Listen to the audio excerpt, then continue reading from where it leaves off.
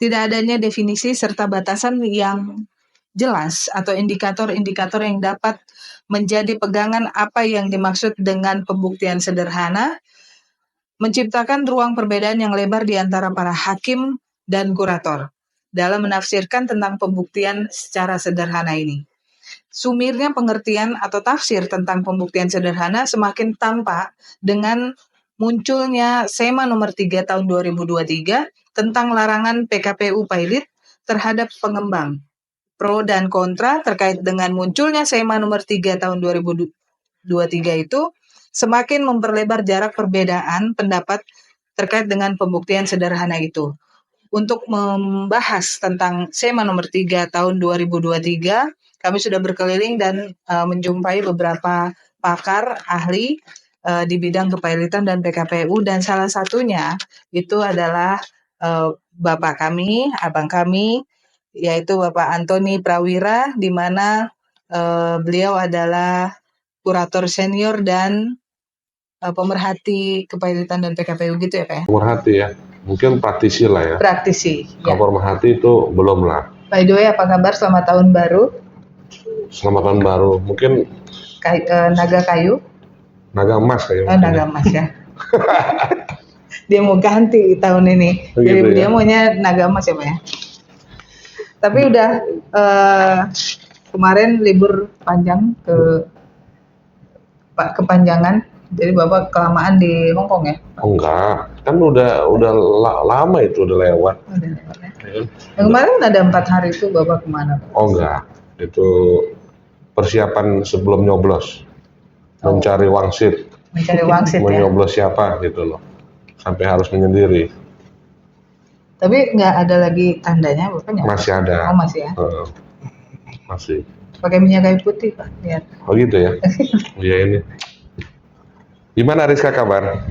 Kabar baik, puji Tuhan. Jadi Hukum ID ini banyak sekali bantu sama Pak Antoni ya. Jadi kami satu kehormatan karena susah banget waktunya beliau. Ini dibujukin, coba teman-teman bayangin, saya ngebujukinnya itu 2 tahun loh. Untuk? Podcast. 2 tahun? Enggak lah. 2 tahun Pak. Saya pun juga, saya pikir nggak podcast hari ini. Cuma ngobrol. Kemarin wawancara itu di biliar. Oh, turnamen ya? Ya, itu baru mau beliau diwawancara. Tadinya beliau ini ahli dan praktisi kepailitan yang sudah malang melintang di dunia kepailitan dan selalu menyelam di bawah-bawah laut gitu kan. Gitu ya? Ketemu hiu, ular laut atau bagaimana gitu Pak ya. Pak, tanpa membuang waktu banyak, saya mau sedikit bertanya ke Bapak terkait dengan asas pembuktian sederhana. Nah ini kan menarik nih. Dibilang bukan satu hal yang bisa ditarik kiri kanan, ya juga karena banyak menimbulkan tafsir yang berbeda terkait dengan pembuktian sederhana gitu. Nah kalau misalnya ini saya mau minta pendapat Bapak, apa sih pembuktian sederhana gitu Pak menurut Bapak? Oh, iya. Jadi sebelum ini to the point ya, jangan to the point dulu. Berarti saya terima kasih dulu ya ke Rizka sama Hukum ID sudah menjadikan saya narasumber berarti ya. Saya nggak tahu podcastnya narasumber ya. Narasumber sekaligus Bapak Asuh. Enggak lah. Kalau Bapak Asuh nanti ada benturan kepentingan, gitu conflict of interest. Ya. Jadi yang saya tahu kan sebenarnya sebelum masuk ke pembuktian sederhana, kemarin Rizka bilangnya tentang SEMA ya. Ya mungkin kaitannya itu berarti, karena bunyinya SEMA. Kan pemanasan dulu gitu. Pemanasan dulu ya. Jadi saya nggak tahu nih, masih relevan nggak? Karena saya udah lihat juga, Hukum ID juga sudah berapa kali mengundang pakar untuk podcast terkait dengan materi yang sama. Ini masih relevan nggak ini pendapat saya? Masih, karena kita sudah menghubungi beberapa ahli praktisi. Ada yang pro, ada yang kontra juga. Kalau saya sebelum ke Mahkamah Agung, aku pengen yang mendapat satu wangsit yang out of the box. Itu kan Bapak kan dikenal dengan out of the box ya. Jadi nggak apa-apa deh berapa kali reschedule, tapi yang penting sekarang saya ketemu sama Bapak. Wah, berarti saya punya beban, udah dititipin harus out of the box lagi Out of the jawabannya. box. Berarti contekan saya udah nggak bisa saya pakai nih sebenarnya. Oke, jadi mungkin singkat aja, pembuktian sederhana. Nggak ada itu simple sih pun sederhana. Kita bicara kan apa sih yang dibuktikan sederhana, kita bicara soal kepailitan gitu ya. Undang-Undang 37 tahun 2004. Memang tidak dijabarkan sih di undang-undang gimana sih pembuktiannya yang sederhana itu maksudnya. Cuman kan kalau kita bicara balik ke apa yang dibuktikan utang. Utang tuh apa sih? Kewajiban. Kewajiban apa sih yang bisa dikonversi ke uang? Mau rupiah, mau uang asing. Oke? Nah, artinya gini loh, sederhananya gampang. Saya kasih contoh. Saya beli barang. Barangnya sudah kirim ke saya. Tapi sebelum bayar. Utang. Utang. Betul kan? Pada saat saya udah terima barang kan yang keluar apa? Invoice tagihan. Saya ditagih kan pakai invoice. Nah, saya nggak bayar. Nah, artinya itu dengan buktikan bahwa saya sudah ditagih, ada invoice-nya, itu sederhana, selesai. Makanya saya melihat pembuktian sederhana ini dibuat menjadi apa ya, menjadi terlalu luas dan jelimet oleh pelaku-pelaku hukum sendiri sih sebenarnya. Ya, kayak contoh ya, ini contoh. Dulu setahu saya kalau permohonan dari buruh, karyawan bekerja ya, kalau tagihan dari upah atau gaji nggak dibayar, itu setahu saya dulu tuh gampang-gampang aja. Saya tuh praktek dari tahun 2008, jadi kurator 2007. Ya, waktu zaman masih pengadilan di Jakarta Pusat di Gajah Mada. Nah, tapi bergeser ke sekarang ini, saya lihat contoh itu yang tentang tagihan karyawan, beberapa tahun terakhir itu sudah harus melalui putusan PHI dulu. Artinya dibuktikan dulu. Nah, ini mungkin yang saya lihat menjadi sederhana nggak sederhana dari kacamata pengadilan ya. Itu harus ada pembuktian dulu gitu. Nah, saya jadi bingung ini. Ya, jadi menjadi tidak sederhana yang mana jadinya? Kita bicara hutang nggak dibayar. Tinggal nunjukin apa sebenarnya? Slip gaji toh. Simple kan? Tetapi sekarang bergeser harus melalui putusan PHI. Pun yang harus sudah ingkrah. Nah, saya tuh melihat banyak pergeseran dari tujuan dari undang-undang kepailitan ini sendiri dibuat. Tujuan dibuatnya ini kan sebenarnya untuk mempersingkat, untuk efisiensi sama efektivitas terkait dengan dispute utang piutang. Awalnya itu loh pada krisis dulu. Udah benar ini gitu loh. Hukum acara yang cepat, pembuktiannya sederhana. Itulah maksudnya pasal 884. Kenapa harus pembuktiannya sederhana? Supaya hukum acaranya cepat. Nggak perlu lagi buktinya panjang kali lebar. Perlu lagi saksi. Panjang semua ahli segala macam tidak perlu. Nah, jadi kalau kita bicara soal pembuktian sederhana, sebenarnya seperti dengan kata itu sendiri, artinya cukup dengan membuktikan apa, misalkan kita beli barang, ada nggak invoice-nya? Tagihannya ada nggak? Sudah diterima belum sama yang ditagih? Cukup itu kok. Nah, kalau bicara dengan kaitan saya mendahului ya, karena saya dikasih tahu tentang SEMA nomor 3 tahun 2003, terkait khusus di huruf B ya kalau nggak salah. Angka 2 ya, kalau nggak salah itu tentang dibatasin syarat untuk mengajukan permohonan PKPU atau PALID terhadap pengembang apartemen lagi, rumah susun ya. Nah, ini pun juga agak bias nih. Pengembang itu kenapa juga dibedakan lagi antara apartemen dengan landed? Ini kan juga harus clear nih. Ini ada rancu menurut saya ya. Kan menjadi pertanyaan, loh, kalaupun pengembang kenapa harus juga yang apartemen? Pengembang itu kan bisa ada perusahaan properti yang bikin apartemen, ada yang buat yang landed. Perumahan, komplek perumahan ya, pemukiman. Nah, yang itu enggak berarti. Yang itu boleh. Itu menjadi satu pertanyaan mungkin buat Mahkamah Agung. Apa bedanya? Dan memang benar nggak kalau yang landed itu boleh gitu kan? Nah, jadi kalau bicara sederhana itu kenapa sih timbul jadi pro kontra ini gitu ya? Saya lihat ini produk ini memang jadi pro kontra. Saya jujur aja kalau secara pribadi melihat produk SEMA nomor 3 ini tentunya menjadi bertentangan dengan Undang-Undang Kepailitan. Saya termasuk melihat seperti itu ya secara pribadi. Kenapa? Saya punya dasar. Di Undang-Undang Kepailitan 37 tahun 2004 itu tidak ada namanya pembatasan terhadap siapa aja yang dimohonkan. Semua boleh, perorangan bisa, badan hukum bisa. Hanya yang dibatasin adalah sifat. Misalkan kalau BUMN itu ada prosedur tersendiri melalui Menteri Keuangan.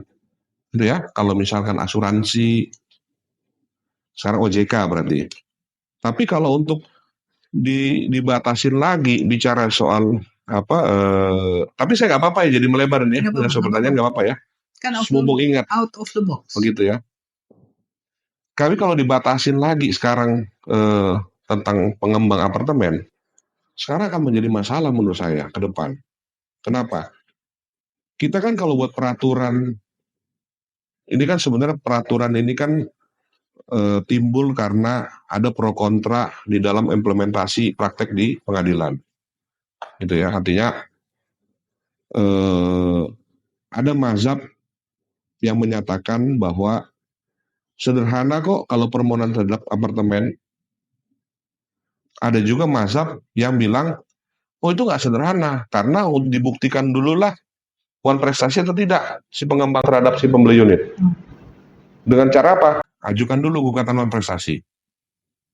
Nah, karena ada dua itu yang berlaku di sistem peradilan kita, jadi mungkin Mahkamah Agung ingin membuat suatu guidance, pedoman. Guidance. Ya, karena kan surat edaran Mahkamah Agung yang saya tahu kan bersifat untuk guidance ke para pengadil kan. Berarti kan dalam hal ini hakim-hakim niaga maupun hakim agung yang meriksa kasasi ya untuk kepailitan PKPU. Nah, atau juga lahirnya SEMA ini mungkin ya, mohon maaf, mungkin bisa juga karena ada kebutuhan. Seingat saya juga nggak tahu, saya minta tolong Kum ID juga, mungkin punya tim riset. Saya lupa ini benar. Seingat saya ada yang serupa, tapi waktu itu mungkin entah SEMA, entah peraturan Mahkamah Agung atau peraturan Ketua Mahkamah Agung, saya lupa bentuknya, atau hasil rapat kamar saya lupa. Itu pada saat zamannya pandemi. Kalau saya nggak lupa ya, tolong tim riset Hukum ID bisa bantu cari, saya lupa. Waktu itu juga ada yang serupa aturan untuk masalah soal apartemen. Kenapa saya bisa ingat? Karena saya nggak sebut nama, ada perusahaan apartemen pengembang besar, ya, yang memang waktu itu juga lagi kontroversial, memang lagi ada masalah kepailitan itu, gitu loh, perusahaan besar itu. Dan saya ingat waktu itu, kenapa saya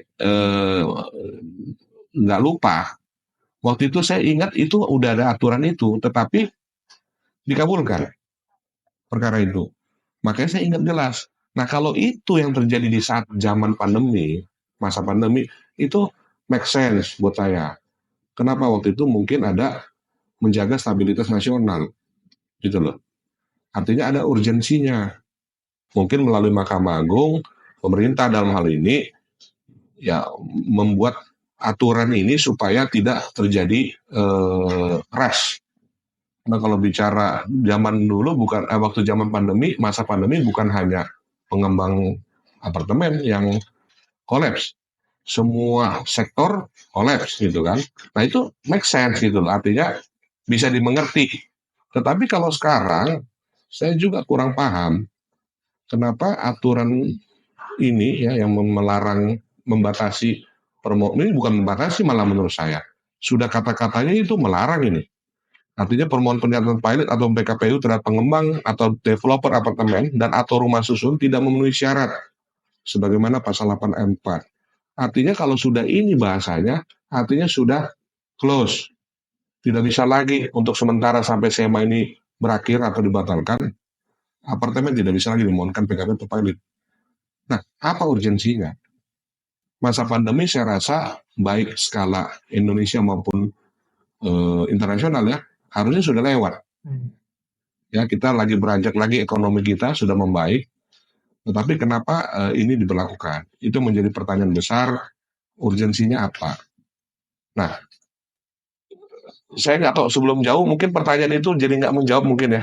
Atau menjawab Mbak ya. Tapi mungkin ada supaya bisa tertata juga nih, saya takutnya lari kemana. Kami yang bisa. ngikutin nanti. Kira-kira ada next pertanyaan nggak supaya saya bisa juga terarah jadinya? Ya terkait dengan SEMA itu Pak. Jadi kan MA mengeluarkan SEMA nomor 3 tahun 2023 ini salah satu poinnya adalah larangan PKPU yang tadi Bapak sudah singgung terhadap pengembang dan developer. Kami mau tanya pendapat Bapak. Tadi Bapak sudah membicarakan gamblang dan Mahkamah Agung mengkaitkan hal itu ke pasal 8 ayat 4 yaitu terkait asas pembuktian secara sederhana itu. Nah, tadi Bapak juga sudah singgung mengenai pembuktian sederhana itu bahwa sebenarnya simpel, nggak ada yang ngejelimet banget dan harus bertele-tele gitu kan. Tinggal tunjukin lo punya hutang ya harus dibayar. Gitu ya, Pak. Betul. Mungkin saya tambahin ya, saya lupa tadi gini. Ini juga SEMA ini kan selain yang tadi saya menjadi catatan saya kan masalah soal tolong diperjelas juga kenapa hanya pengembang apartemen. Kalau yang tidak apartemen atau yang tidak berdiri di atas langit itu, kenapa itu berarti boleh? Kan itu jadi pertanyaan. Ya kan? Kalau tidak diatur berarti boleh nih ya. Nah, yang kedua begini. Kita kan kenapa sih saya mungkin bisa menyadari lah. Kenapa sih bisa terjadi pro dan kontra di dalam praktek di lapangan terkait dengan permohonan PKP pilot apartemen? Karena saya lihat memang ada beberapa kasus, mungkin banyak, yang ujung-ujungnya itu ada kepentingan pihak-pihak ketiga. Dalam hal ini? Dalam hal ini artinya gini loh, artinya bukan lagi murni permohonan PKP atau pilot itu dasar dari karena saya membeli unit, belum serah terima, saya minta hak saya. Ini sudah dimodifikasi dengan kepentingan-kepentingan lain. Dan itulah yang mungkin dikhawatirkan oleh para pengusaha, developer, ini menjadi bahan untuk mencari-cari keuntungan gitu ya. Tapi begini, kita juga harus melihat bahwa permohonan PKPU atau pilot terhadap developer apartemen itu bukan hanya dari pembeli loh. Ini menjadi satu kesatuan yang nggak terpisahkan apa kalau kita bicara dalam membangun suatu apartemen. Ada yang namanya pihak kontraktor. Ada yang namanya perusahaan yang menjual material bahan bangunan untuk membangun gedung. Ya kan supplier lah ya. Supplier. Itu kan mau beton, besi, baja, kaca. Nah, artinya kalau dari sisi itu hutangnya kan sederhana. Yang saya bilang di awal. Saya mohon maaf ini ya toko bangunan. TB lah, toko bangunan ya kalau nggak salah. Ngirim semen. Nah, itu kan sederhana. Saya udah kirim barangnya, terus saya nagih. Karena barang sudah kirim, kasih jatuh tempo lah. Biasanya nggak langsung bayar cash gitu kan. Nah, apakah klasifikasi kreditor yang ini juga akhirnya jadi nggak sederhana berdasarkan SEMA? Kalau yang bicara soal penghuni mungkin ya, saya sekali lagi garis bawah mungkin. Artinya dengan serah terima yang molor, yang tidak sesuai waktu yang dijanjikan oleh developer, tahun 2024 misalkan, Januari, sekarang ternyata sudah Februari. Nah itu molor tuh. Nah itu sepakat nggak itu dimaksud dengan hutang yang jatuh tempo? Kalau menurut saya itu bukan sesederhana itu. Itu menjadi hutang pada saat gini loh. Kita ini kan kalau beli unit gitu kan, ternyata nggak sesuai dengan jangka waktu dia serahkan, saya punya hak dong minta balikin uang saya. Pak developer, gitu kan, saya ngelihat you nggak bisa tuntasin sesuai waktu. Ya udah deh, saya mendingan beli tempat lain. Tolong kembalikan uang saya. Nah di beberapa contoh saya pernah dengar juga ada mereka janjikan mau balikin uang. Nah pada saat mereka sudah yes untuk balikin uang dan mereka nggak bayar, di situ boleh menurut saya jadi utang jatuh tempo. Kan itu clear tuh. Nah makanya kalau dengan adanya SEMA yang bunyinya terlalu terlalu umum seperti ini, akhirnya multitafsir lagi. Yang mana yang nggak boleh? Apakah semuanya nggak boleh?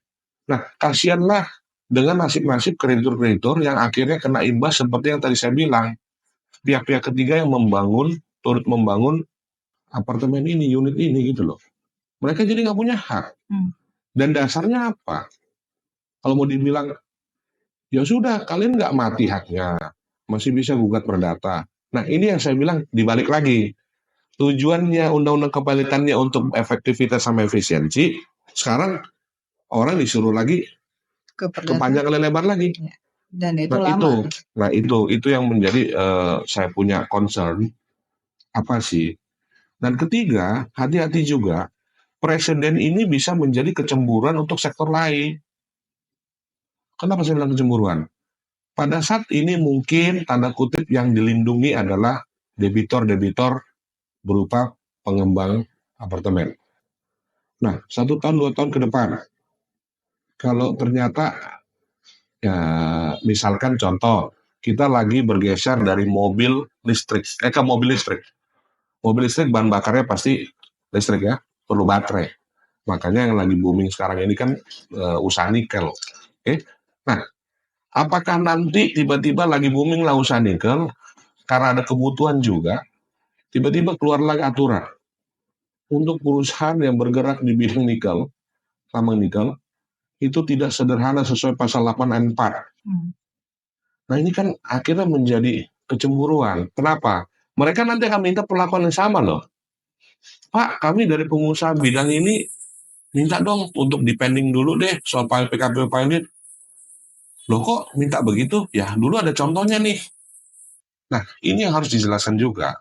Gitu loh. Berarti kalau mengacu ke situ, ini tidak independen dong Pak. Maksudnya tidak, ini SEMA ini kadang-kadang keluar by request. By request sih sebenarnya gini, by request kan sebenarnya pasti ada lah. Tidak mungkin tiba-tiba turun dari langit aturan dong. Artinya ada permintaan. Tetapi kan jalur dan mekanismenya apakah sudah sesuai atau tidak, itu yang kita nggak tahu. Intinya tuh kalau kita mengeluarkan sesuatu, kebijakan, ya yang saya tahu lah ya, awamnya saya ini kan, kita harus melihat dulu tujuan dan urgensi. Tujuannya apa, goalsnya apa, plus urgensinya apa. Saya ulang lagi, di masa pandemi ada urgensinya kalau ini keluar.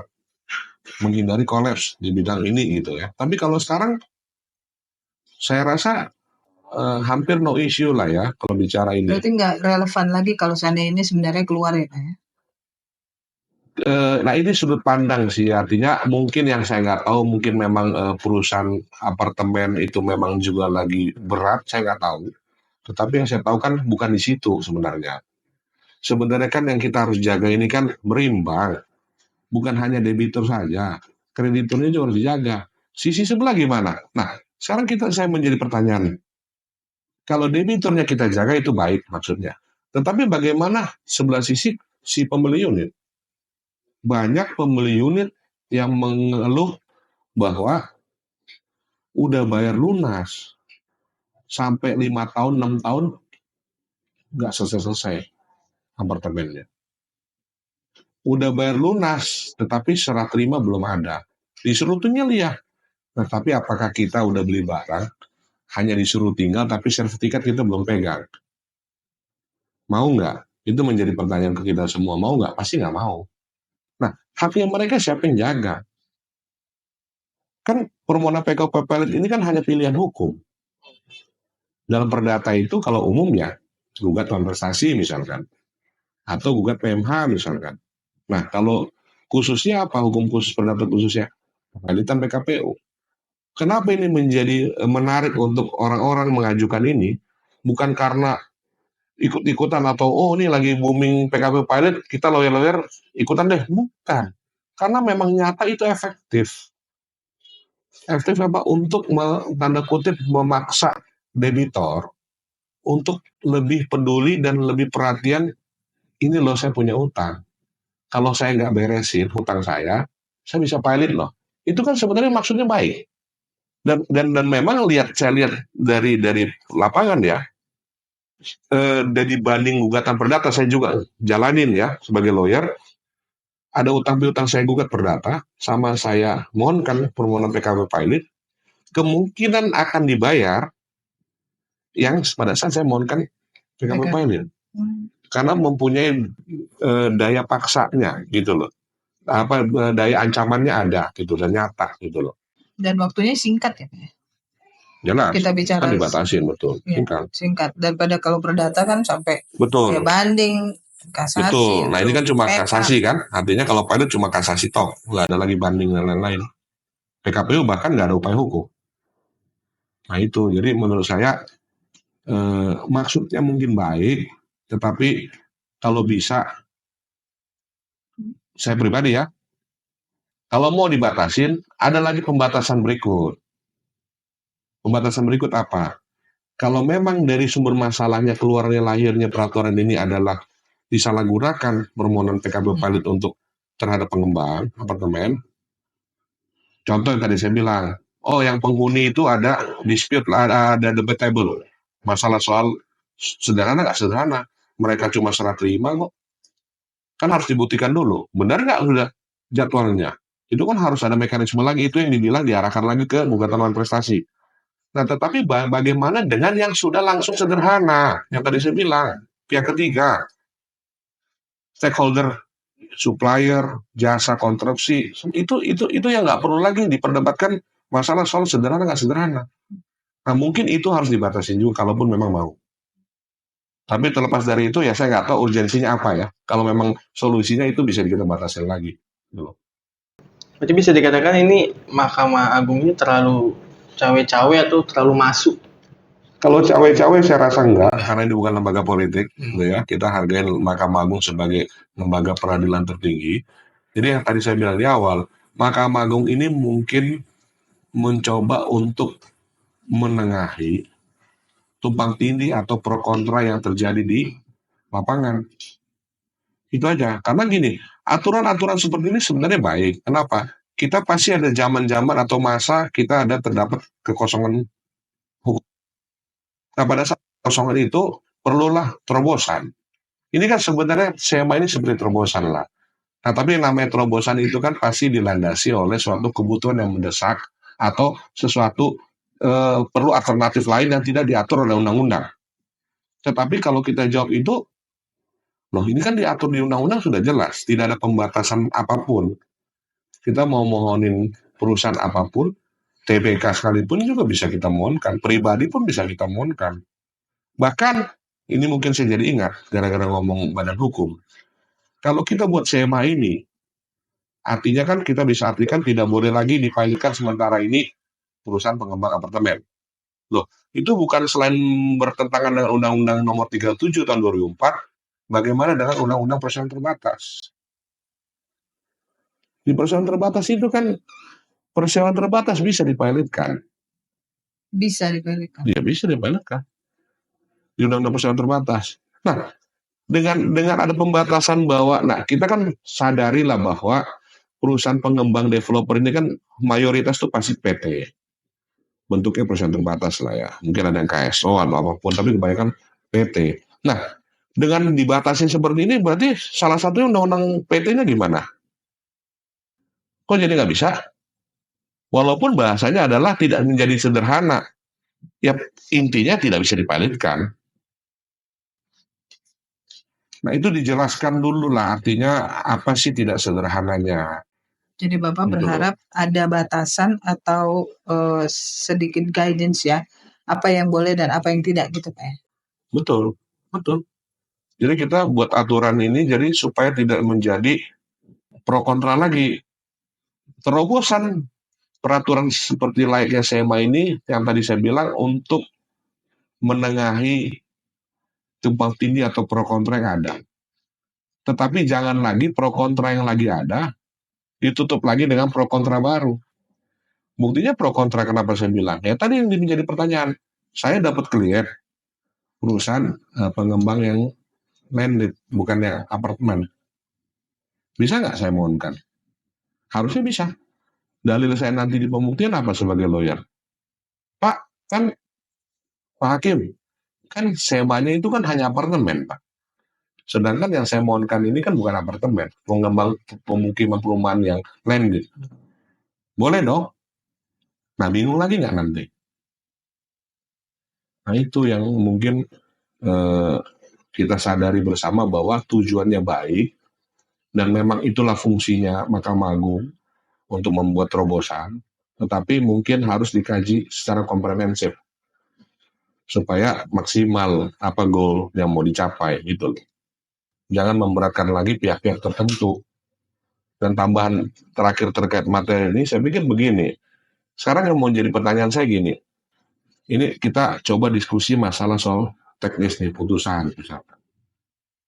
Ada dengan lahirnya SMA ini, besok ada permohonan terhadap apartemen pengembang. Oke, namanya hakim niaga, Majelis Pemeriksa dan Pemutus Perkara, berdasarkan pedoman SMA nomor 3 tahun 2023, menolak. Oke, karena dari SMA itu. Yang menjadi pertanyaan saya adalah, di dalam pertimbangannya, kita bicara putusan itu adalah satu kaitannya tidak bisa lepas, harus ada pertimbangan hukum. Pertimbangan majelis. Nah, yang saya mau tanya, pertimbangan majelis pemeriksa perkara itu nanti apa? Kan biasa menolak itu tidak sederhana. Karena apa? Kan tidak mungkin tidak sederhana karena SEMA. Ya saya nggak tahu lah ya bentuknya seperti apa, saya nggak tahu. Itu menjadi PR loh ya. Saya nggak tahu, mungkin ada teman-teman kurator atau advokat lain, teman saya yang udah pernah ngalamin, tapi saya sendiri belum lihat. Nah itu menjadi pertanyaan saya, apa yang menjadi pertimbangan hukum plus dasarnya. Di putusan itu kan selain pertimbangan majelis, sebelum amar putusan, teknisnya kan ada dasar hukum yang dipakai oleh majelis. Nah dasarnya apa untuk menolak? SEMA, Pak. Nah saya nggak tahu ya, artinya apakah SEMA yang bersifat internal ini, apakah bisa, bukan mengalahkan saja, apakah bisa dipakai untuk produk putusan. Karena sifat putusan itu adalah ke eksternal tuh nanti, bukan internal lagi. Nah itu yang menjadi pertanyaan sih sebenarnya. Yang mungkin saya titip, saya dengar dari Rizkana Hukum ID kan setelah ini akan audiensi atau apa saya nggak tahu bentuknya, mungkin boleh dibantu untuk dititipin pertanyaan ya. Karena kita perlu itu gitu loh, supaya nggak ada rancu lagi. Namanya pro dan kontra selalu menimbulkan kerancuan pas ujungnya. Itu kalau dari itu. Itu bisa dikatakan SEMA ini bertentangan dengan undang-undang kepilotan sendiri itu atau gimana? Ya, yang saya bilang tadi ini bertentangan. Karena yang satu nggak melarang, yang ini melarang gitu loh. Sedangkan kalau dari kedudukan, ya undang-undang kan produk legislatif kan. Artinya ini sudah tinggi lah posisi dia. Undang-undang produk hukum. Undang-undang produk hukum, selalu hukum. SEMA juga produk hukum, tapi kan yang menerbitkan kalau undang-undang kan legislatif bersama dengan yudikatif kan gitu. Nah kalau ini apa? Nah itu yang saya bilang pedoman sebagai guidance sebenarnya. Nah tetapi balik lagi mungkin dibalik lagi ada undang-undang kekuasaan kehakiman. Artinya hakim bisa aja mungkin ya, hakim bisa aja sebenarnya tunduk terhadap SEMA ini atau memang punya pertimbangan lain. Nah itu mungkin ke kebebasan hakim lah ya nanti dalam memeriksa perkara. Ya. Pak, kalau menurut Bapak ini udah hampir selesai Pak. Jadi masih sebenarnya masih pengen lama-lama karena waktu beliau tuh susah. Enggak lah, jangan di arah situ. Kita bikin supaya nggak panjang-panjang. Request saya adalah supaya dibaca, dilihat sama orang. Panjang nanti, udahlah kepanjangan lewat.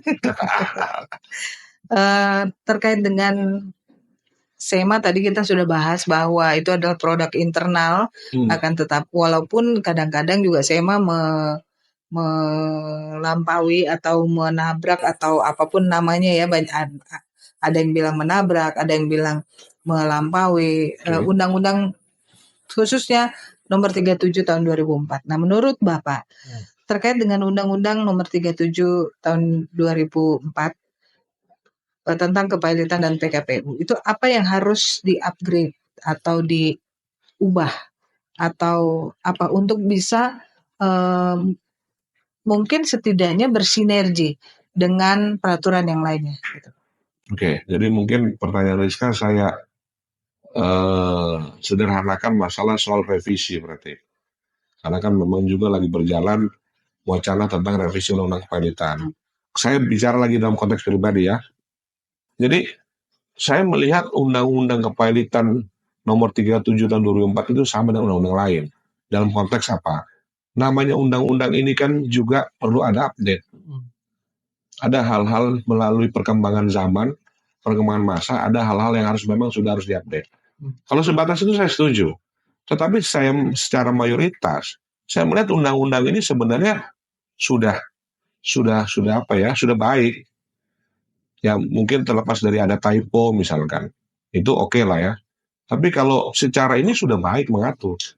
Cuman kan yang menjadi masalah selama ini, undang-undang yang peraturan yang sudah baik ini seringkali menjadi rancu karena faktor eksternal. Seperti apa? Pelakunya sendiri. Bagaimana para pihak mengimplementasikan undang-undang ini, itu yang membuat masalah saya lihat selama ini di lapangan. Sesuatu yang sudah diatur A, B gitu loh intinya. Tapi jangan diputar kanan kemari. Ini yang terjadi sebenarnya. Nah kalau masalah soal ada yang apalagi terkait dengan SEMA, saya nggak melihat ada relevansinya bahwa kebutuhan untuk pengembang apartemen ini itu harus dimasukin ke dalam revisi di undang-undang kepilotan. Nggak ada hubungan itu menurut saya. Nggak ada relevansinya. Karena kan itu saya bilang lagi, namanya kebutuhan yang sifatnya temporary, sementara itu tidak perlu kita jadikan undang-undang ya. Karena kita tahu ya, mengubah revisi undang-undang itu panjang sekali mekanismenya. Belum menunggu masuk prolegnas atau tidak di DPR misalnya. Pembahasan lagi, kajian, itu panjang. Nah artinya sementara ini saya lihat sih memang tidak terlalu ada yang urgent, walaupun boleh saya agak menyimpang dari undang-undang SEMA nomor 3 yang lagi booming ini kan belakangan sampai detik ini, masalah soal perdebatan kreditor tidak boleh mengajukan PKPU. Itu yang menurut saya lihat lagi teman-teman praktisi dan teman-teman akademisi bersama pemerintah mengkaji, salah satunya pasal itu yang mau direvisi. Nah, mumpung ada kesempatan dari hukum ID ke saya mau nyatakan juga pendapat saya gitu ya soal masalah gimana sih masalah soal boleh nggak kreditur itu mengajukan PKPU. Nah itu jawaban saya sama loh, saya orang yang konsisten. Balik lagi kita harus melihat tujuannya apa sih undang-undang kepilotan ini 37 tahun 2004. Kan ini menjaga keseimbangan ini. Bahkan ya kalau mau dibilang bobotnya, walaupun kita bicara berimbang, awalnya yang saya tahu ini kan undang-undang kepilotan ini kan lebih ke arah perlindungan hukum ke kreditor. Ke pihak-pihak yang macet, nggak dibayar hutangnya. Waktu itu uang cash nggak ada, tapi sudah harus bayar. Eksekusi panjang kali lebar kalau bicara perdata. Salah satu way out adalah kepilotan. Itu yang saya tahu. Nah sekarang kok dibatasin lagi? Yang dari kreditur mau dihilangkan. Itu kan menurut saya nggak bijak. Kenapa? Saya punya prinsip gini lah. Ini supaya semua orang yang dengar mudah-mudahan selain orang yang pelaku di hukum kepilotan maupun masyarakat menjadi pencerahan juga. Jangan takutlah sama kepilotan. Kepilotan itu jalannya masih panjang untuk bicara sampai game over. Loh, kita bicara kenapa sih bisa pilot? Karena ada hutang. Nah kalau mau bicara nggak mau pilot ya jangan hutang. Kalaupun memang harus hutang, kita percaya dan yakin bahwa namanya bisnis itu pasti ngutang. Hampir semua usaha itu pasti bukan ngutang lah ya, bahasanya pembiayaan. Nah kalaupun memang pembiayaan, ya tinggal bayar ngutangnya. Tinggal bayar apa yang diinvestasinya. Nah kalaupun gagal bayar, misalkan, tinggal ajukan restruktur. Saya yakin namanya pengusaha antar pengusaha itu kan pasti juga ngerti loh. Kalau alasannya adalah, oh karena masa COVID, pandemi saya nggak bisa bayar, make sense.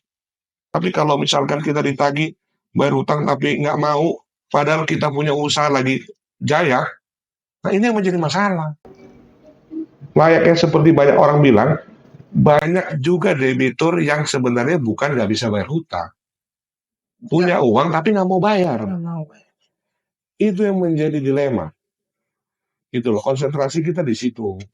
Jadi janganlah takut dengan kepailitan, itu jalannya masih panjang. Dengan kepailitan itu sebenarnya berguna juga buat kita, supaya kita ada kepastian hukum. Selalu saya memposisikan diri selalu balance. Saya menjadi debitur bagaimana, jadi kreditur gimana. Kalau sebaliknya gimana? Kalau saya diutangin, untuk saya bisa dapat kepastian hukum yang cepat, efektif, murah, singkat apa? Saya ngajukan PKPU. Nah, dan ingat loh, PKPU itu kan sebenarnya merestruktur.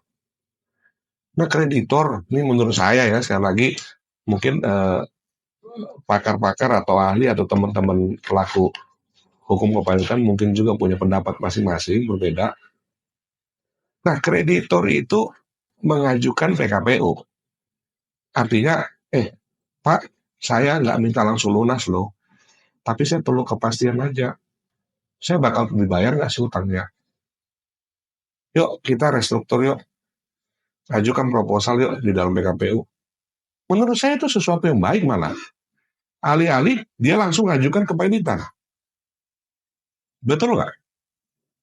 Tapi kan kalau saya lihat mazhab sebelah bilang bahwa, oh nggak bisa kreditor. Masa lucu? Kreditor bukan diminta dibayar utangnya, tapi minta dicicil utangnya. Nah ini saya melihat jangan dibolak-balik permainan kata ini. Justru alangkah baiknya kita ngajukan dulu yang soft. Restruktur dulu. Itu mungkin karena saya mau ngomongin karena ada dasar. Saya punya klien juga beberapa nanya, bedanya PKPU atau pilot apa? Saya ngajukan. Oh kalau PKPU ini kalau ini. Kalau dia langsung bisa diskusi dong, dia bisa. Oh iya itu saya terangkanlah teknis kepalitan. Nah, PKPU juga demikian. Nah, prinsipal sendiri yang bilang, oh ya Pak, itu kita yang ini aja, kita ngerti sama-sama pengusaha kok. Yang kita balik. Nah, sekarang urgensinya, balik lagi kata kunci urgensinya. Urgensinya kreditur tidak bisa lagi mohonin PKPU apa? Nah itu, jadi maksud saya, kalau menurut saya balik lagi pribadi, hukum undang-undang kepilitan itu sudah baik, memang perlu penyesuaian karena perlu update dengan perkembangan zaman. Tetapi memang kalau sesuatu yang sudah diatur baik, kalaupun mau dirubah, saya rasa harus dikaji dan memang harus dilihat keadilannya untuk pihak. Kenapa? Saya mau nanya Rizka mungkin sama Hukum ID. Keadilan itu bentuknya apa? Kalau saya bilang rasa, makanya kan memenuhi rasa keadilan, apa enggak gitu kan? Ya. Kalau rasa itu bentuknya apa? Mutlak kan? Enggak. Kalau menurut saya, rasa itu relativitas. Ya. Relatif loh kalau saya bilang keadilan. Kenapa? Tidak ada yang menurut saya yang namanya keadilan itu mutlak. Karena kenapa? Contoh yang sederhana bukan tentang hukum ya. Mungkin Rizka dibayar Rp10.000 merasa bahwa enough, cukup untuk satu pekerjaan. Tapi saya merasa bahwa nggak adil, masa saya dibayar 10.000 doang. Nah, artinya adil nggak adil itu adalah relatif. Makanya balik lagi kenapa harus merasa keadilan kalau untuk merubah sesuatu, yaitu harus mempertimbangkan keseimbangan. Seluruh pihak itu harus dilindungi gitu loh. Jangan hanya berat sebelah terus gitu loh. Kalau berat sebelah terus itu sudah lari dari goals-nya undang-undang. Hukum, aturan dibuat untuk apa sih? Kan itu sebenarnya. Untuk mencari kepastian dan memenuhi rasa keadilan. Nah kalau saya simpel aja melihat dari situ aja dulu dalam mengkaji sesuatu. Jadi kalau saya mau menghilangkan yang ini, saya lihat dulu yang dari sisi sebelah ini balance nggak? Nah kalau nggak balance berarti kita perlu cari solusi lain nih. Apa contohnya? Kayak tadi misalkan. Jangan cuma karena ada, balik lagi ke SEMA nomor 3, karena ada kekhawatiran dari pembeli-pembeli unit yang sering mengajukan, kita buatlah peraturan ini, tetapi mematikan kreditur-kreditur yang murni dia sudah, ingat loh, dia sudah juga ngeluarin barangnya. Dan kalau kita bicara dampak sistemik, demi menyelamatkan, mohon maaf ini ya contoh ya, ilustrasinya, demi menyelamatkan satu perusahaan ini, akhirnya 2, 3, 4, 5 perusahaan lain ini akhirnya jadi gagal bayar, karena nggak dibayar dari sini, akhirnya kerugiannya jadi besar di situ. Kalau saya melihatnya di situ. Betul ya, saya nggak tahu setuju atau nggak teman-teman, ini efeknya juga harus ada gitu loh. Yang di sininya dipertahankan, efek ke sini perusahaan-perusahaan ini yang nggak dibayar ini akhirnya, kenapa? Dia gagal terima uang, dia tidak bisa muterin uangnya, dia bangkrut. Dia nggak bisa lagi bayar lagi karyawannya. Nah, timbul masalah baru. 3 perusahaan digituin, nggak bisa mohon kan? Akhirnya dari 1 jadi 3. Nah, apakah goalnya? Saya belum tahu. Itu yang saya bilang tadi kuncinya, saya kalau mau ditanya tentang aturan ini, saya mau tahu dulu maksud dan tujuan dan urgensinya. Kalau itu memang ada, itu bagus gitu loh. Memang itulah salah satu peranannya lembaga hukum gitu ya. Pak, ini di luar dari ini tapi masih berkaitan dengan SEMA. SEMA itu adalah produk internal. Akan tetapi SEMA itu adalah bukan produk hukum. Karena ada beberapa SEMA yang SEMA atau PERMA itu sama ya, maksudnya berlaku internal, itu yang mau digugat ke pengadilan tapi objeknya bukan itu, maksudnya tidak bisa di-challenge. Ya. Yaitu SEMA itu. Contohnya yang SEMA tentang advokat, terus SEMA peraturan Mahkamah Agung tentang advokat, yang efeknya sudah terasa sama kita semua, terutama advokat, dan ini juga nih SEMA nomor 3. Peraturan-peraturan internal ini, kalau menurut Bapak, apa yang mesti harus, ini masukan dari untuk Mahkamah Agung dulu. Apa yang mesti dilakukan oleh Mahkamah Agung untuk setidaknya ini bisa diterima baik oleh semua pihak? Oke. Supaya tidak ada challenge itulah ya.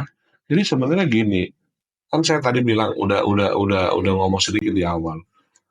Di dalam membuat sebuah aturan terobosan ini kan harus kaji secara komprehensif.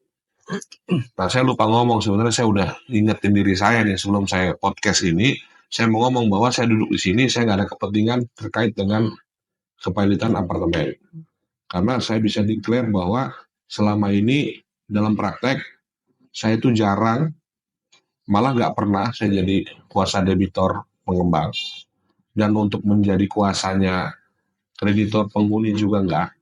Jadi kuratornya pun nggak. Artinya saya dalam posisi netral. Bicara soal SEMA nomor 3 khusus tentang kepentingan pengembang. Ya, jadi saya tidak punya kepentingan kemana.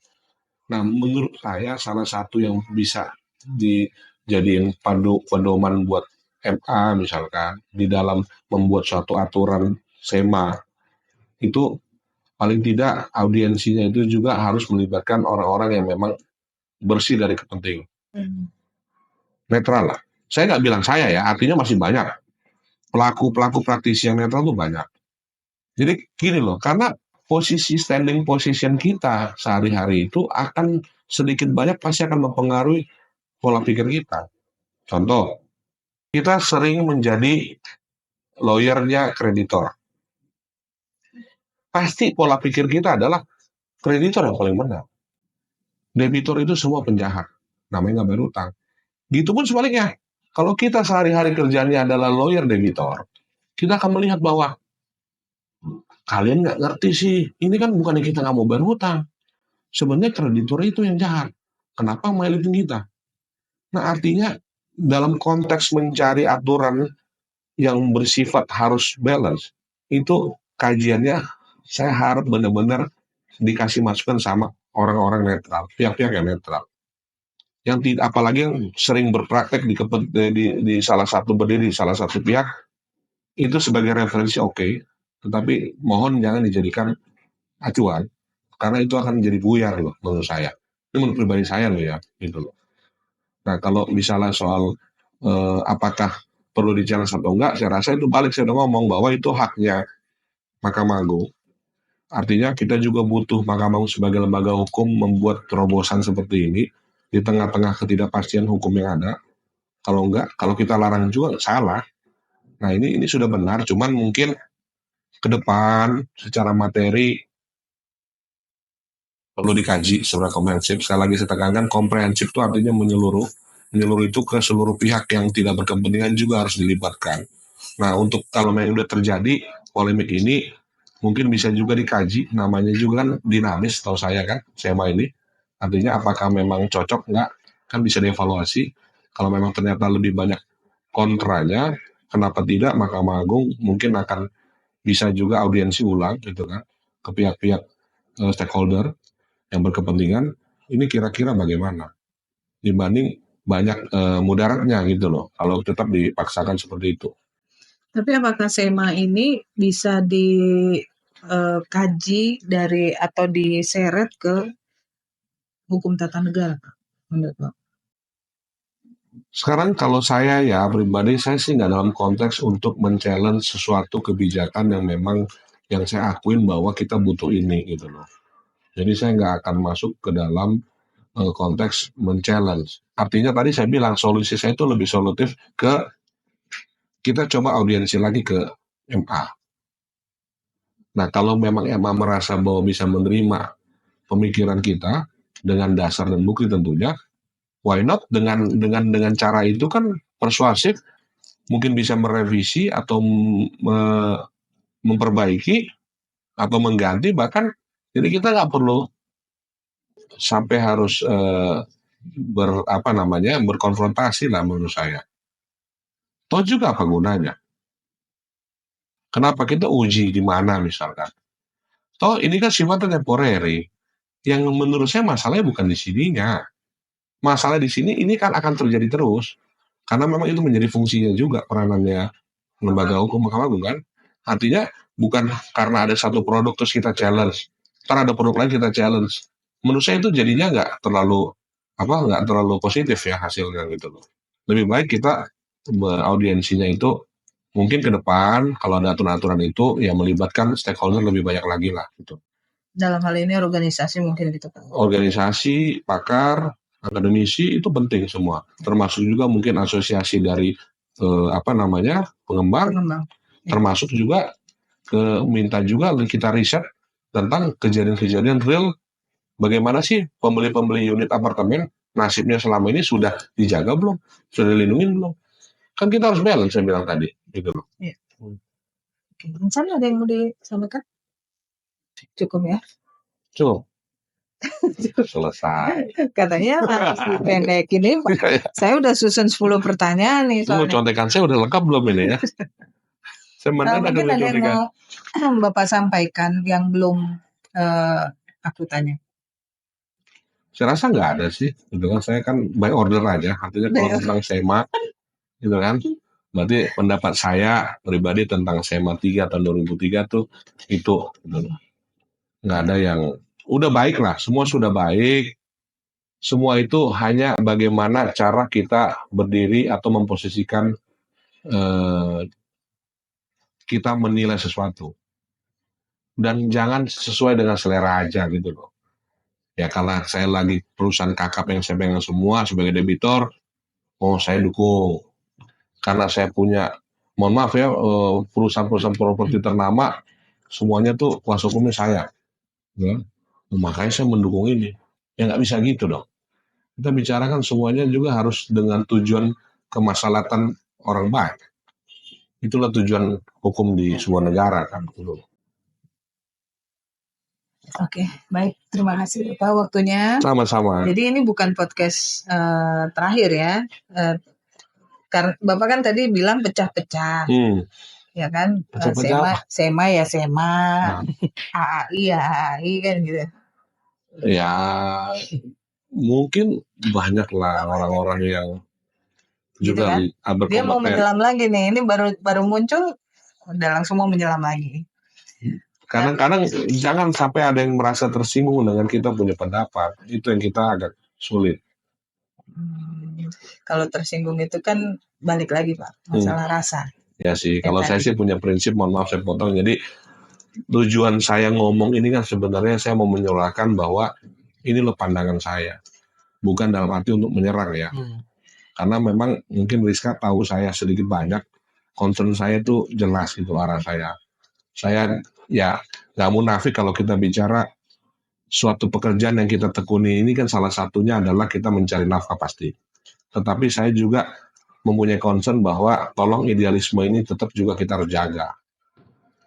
Karena kita bicara soal hukum ini, itu yang akan menjaga peradaban kita loh. Peradaban manusia loh. Itu yang penting yang terakhir tadi, bahwa idealisme juga harus dijaga karena junior-junior Bapak itu juga perlu mendengar yang hal ini. Ya saya dalam tidak kapasitas untuk menggurui lah. Ya kan, kadang-kadang kita juga pasti ada salah. Tapi kalau bisa ya masih dijaga lah, idealisme itu harus dijaga. Ibarat kata padi yang sudah berisi kan selalu menunduk ya. Dan saya nanti jadi tikusnya dari bawah untuk makan padinya ya Pak. Oh gitu ya? Gitu jadi ya? sio tikus berarti ya? Kalau sio tikus katanya bagus di tahun naga, kalau menurut Feng Shui. Ya. Oke, kalau gitu saya terima kasih loh Rizka sama teman-teman Hukum ID. Kami yang terima kasih Bapak atas waktunya dan semoga ini bermanfaat untuk teman-teman semua. Dan kalau ada pertanyaan apapun itu bisa di kolom komentar. Terima kasih. Thank you.